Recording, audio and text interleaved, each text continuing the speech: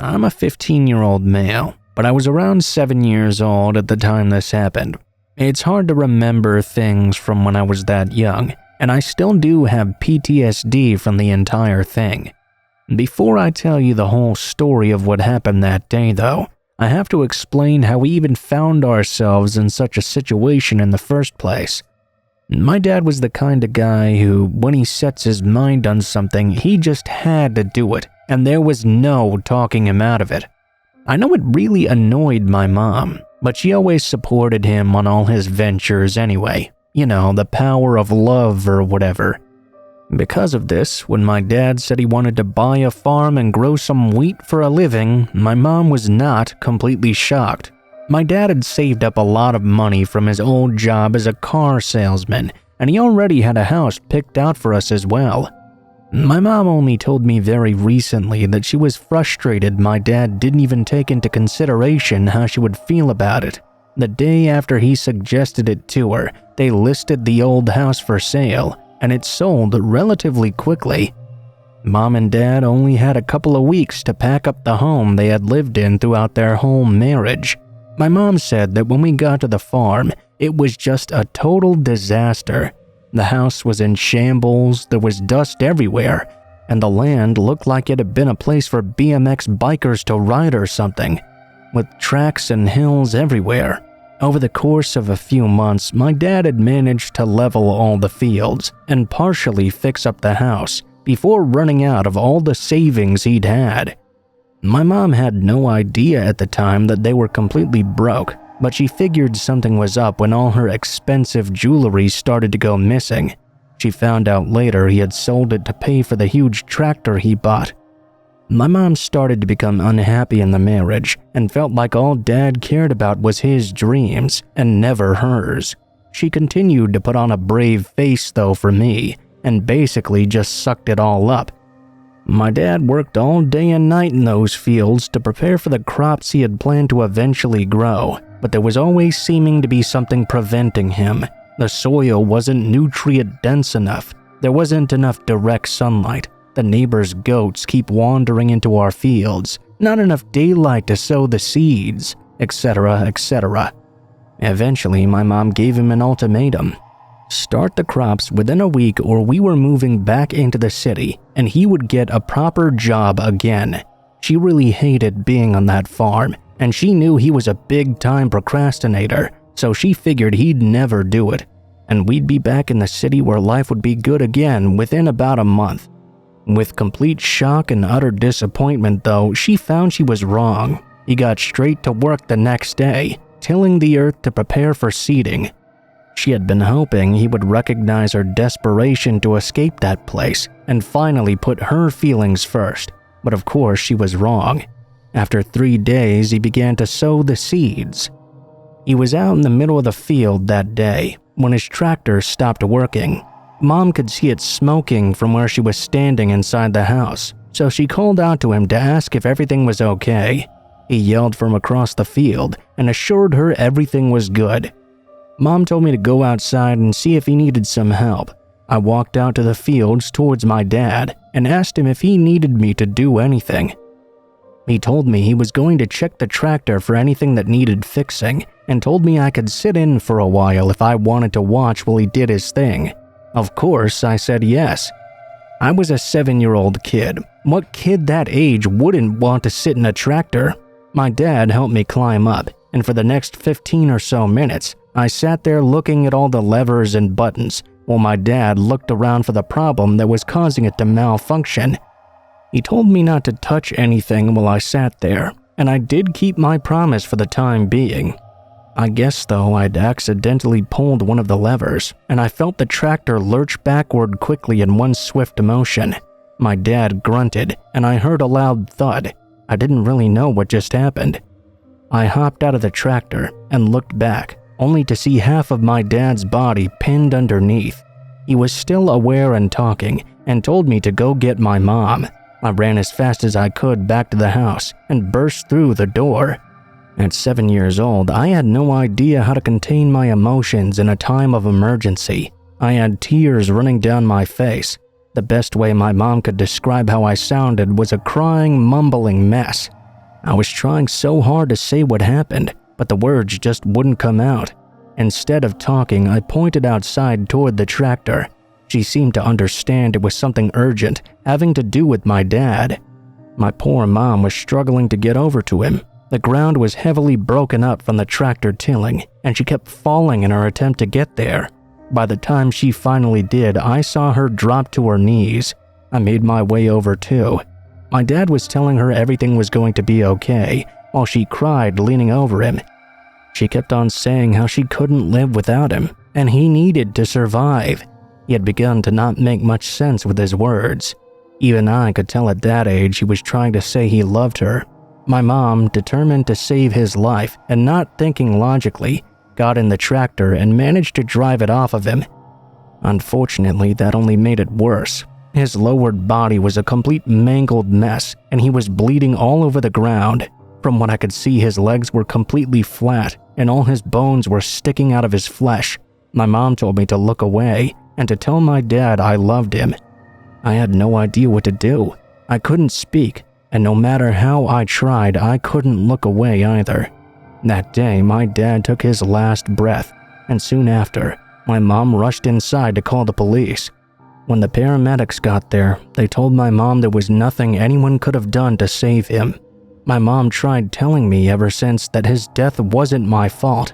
I was just a child, but for all the years I've gone through, and all the therapy I pushed myself through, I know in my heart that I killed my dad that day.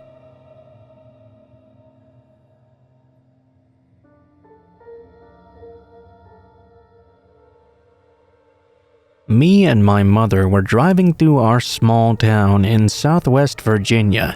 My mother and father are divorced, and he lived in Tennessee. Anyway, they had very different viewpoints on helping out hitchhikers, as my dad was very much into hiking, camping, etc. As we were driving along, I noticed there was a woman walking down the road. Mind you, it was very hot outside because it was summertime. I noticed she was carrying a child swaddled up in a blanket too. That kinda struck me as a poor choice, considering it was the middle of summer. It seemed way too warm for such a swaddle. I turned to my mom and said this: "I think we need to pick that woman up. Surely she isn't far from where she needs to go. I mean, she has a baby." To my surprise, my mom pulled over into the gas station parking lot and told me to get in and grab a large bottle of water. We would then ask the woman if she needed a ride. So we pull out of the gas station and approach this thin, almost sickly-looking woman. She very quietly grabbed the door handle and got inside, not saying anything at all, not even a simple thank you. That didn't really sit right with me, because this is the South, and everyone at least is polite and approachable for the most part. We asked where she was heading to, and me, being the passenger seat, I turned around to look at her. She was looking down at her baby, cooing at it gently. She replied without even looking up from the swaddled being, about 2 miles past the Dollar General on Jeb Stuart. We were very close to that area. I decided to turn around fully and speak to the woman, maybe get a proper conversation going. As I got a better look at her baby though, I realized it was actually a drywall hammer wrapped up in a blanket, then wrapped inside another blanket. I froze. It was like I just walked into a deep freezer. I told my mom I really thought we should stop because I heard what sounded like knocking. I was very adamant that we needed to stop at the upcoming Dollar General and check on our car. As we pulled in, I told my mom to get out and that I needed her help locating the noise. We met each other at the hood of the car, which I popped up so the woman inside couldn't see us. "Mom, that's not a baby. She has a hammer in there." My mother advised me we should walk inside to see if they had anything to help close that up. We told the woman we would be right back. We walked inside and told them to call the police so they could come help this woman with whatever she needed. We could no longer have her in our vehicle. When we got back, my mom gave her some vague reason as to why we could not take her any further. She got out of the vehicle very angry, almost confused. We sped off before she could react though, and left her in the parking lot. I guess she very well could have been a really confused woman with some mental issues. I don't know exactly what was going on, but I do know that I don't think she had any good intentions for us.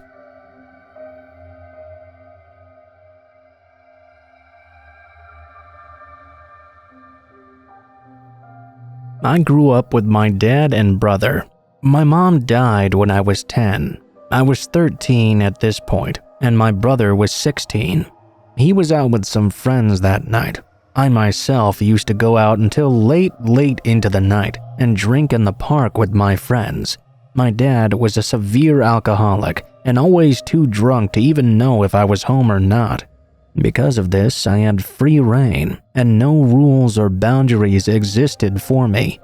My dad even used to invite random alcoholics and drug-using strangers into the home.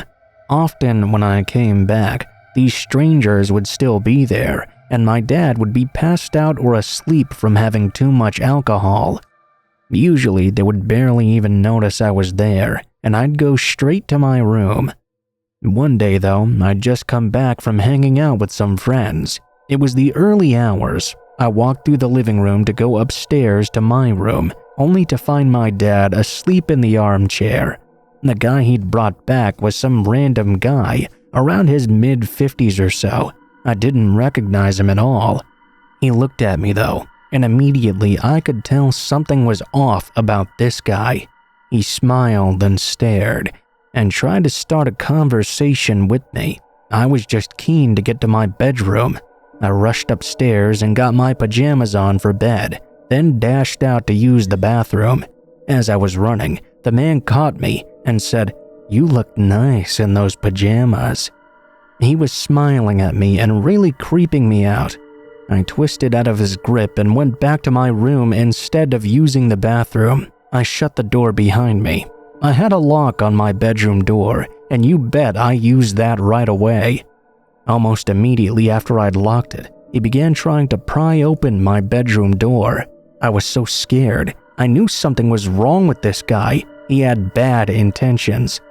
I dragged my bed all the way across the room just to block the door, just in case he managed to get it open or broke the lock somehow. At this point, he started to knock on the door instead. "I'm just trying to say hello, sweetie. Don't be so rude. Open the door for me." I didn't respond. I was panicking now. For all my bad decisions, I was a pretty smart 13-year-old, and I knew I was in some serious danger. The bed was blocking the door, and it was still locked as well. I could hear him slamming against it with his whole body, trying to get inside. I opened my bedroom window and screamed outside, "Help! Help me, please!" What I later found out was that one of my neighbors had heard me, and knowing my dad was an alcoholic, he assumed something must have happened to him. He came around, must have seen my dad was asleep. He then came up to my room. The man outside fled, and my neighbor began knocking to get in as well. I could hear his voice, a voice of safety. Although I trusted my neighbor, I was so shaken up that all I could do was sit in the corner of my room in a ball, crying, shaking, and panicked. He knocked on the door and was pushing against it to open it against the weight of my bed. Eventually, he did manage to get it open and gently checked up on me, assuming I must have been hurt by my dad or something. He held me while I composed myself and tried to explain what had happened. The man was long gone. I knew he could come back at any time in the future, though. My dad was never sober enough for me to have been able to explain what happened. That was the final straw for me. I alerted social services, and that's the night I ended up in the care system. I ended up living with my auntie until I was 16, so in the end, I suppose I got it much easier than most.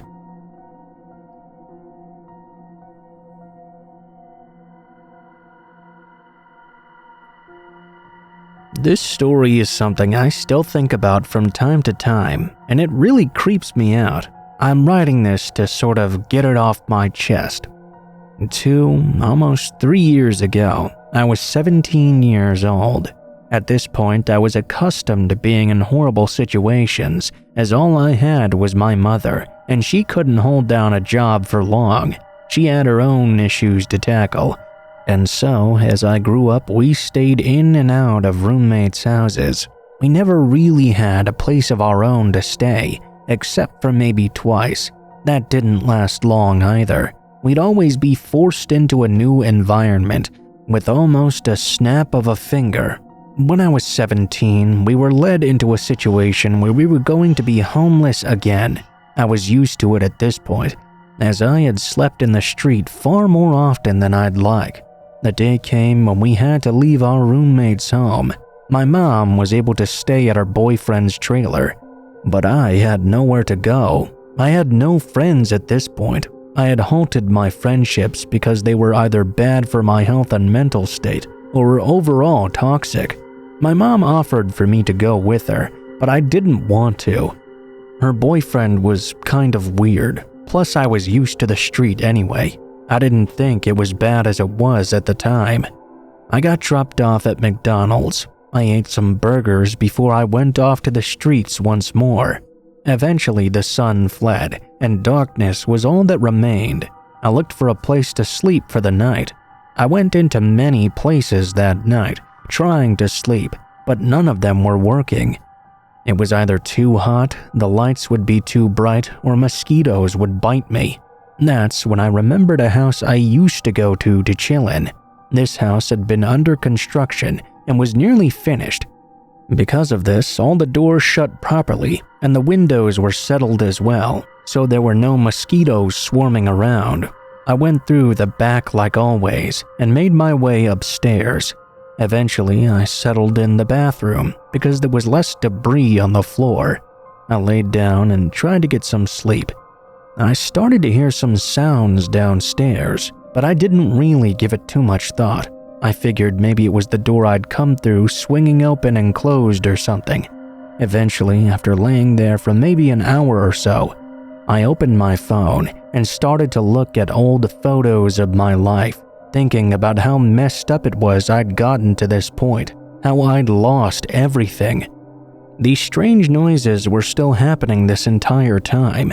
Eventually, for whatever reason, I got up and went to sit down on the back porch. I just couldn't sleep at all. I made my way down the stairs and out the back door. I was messing around for maybe 5 minutes on my phone when it happened.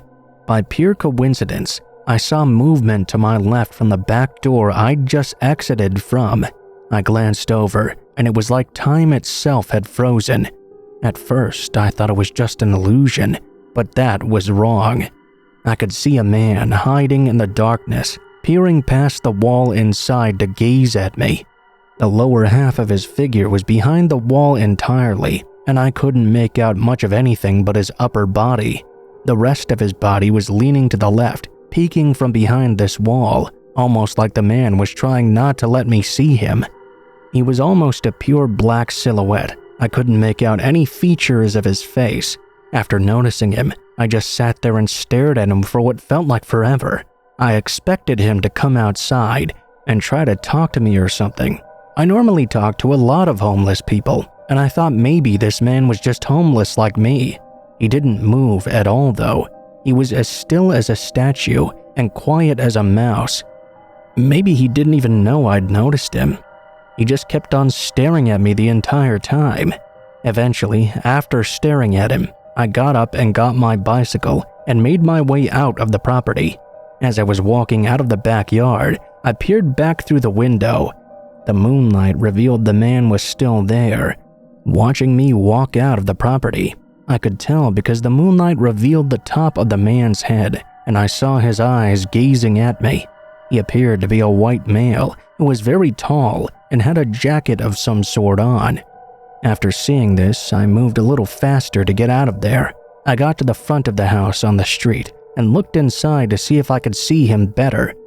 I couldn't see him, but I could still feel him watching me. I waved goodbye to the house to signify I was leaving, just in case he still was. For the rest of the night, I couldn't properly sleep. I tried 2 different spots, but both were no luck. And that's where my story ends. I know it didn't have a crazy chase or a fight to the death with the man or anything like that, but this is real life, and not like movies or books. I don't know what the man was doing there. Maybe he was just trying to sleep like I was, but then why was he making all that noise and staring at me for so long? It was just very unnerving. It makes me wonder how long that man was in the house for, and what would have happened if I'd actually fallen asleep. Would he have just stared at me while I was sleeping, completely blinded to his presence? Or did he have other intentions? I never stayed long enough to know, but now I don't go to houses like that anymore, at least not after this experience.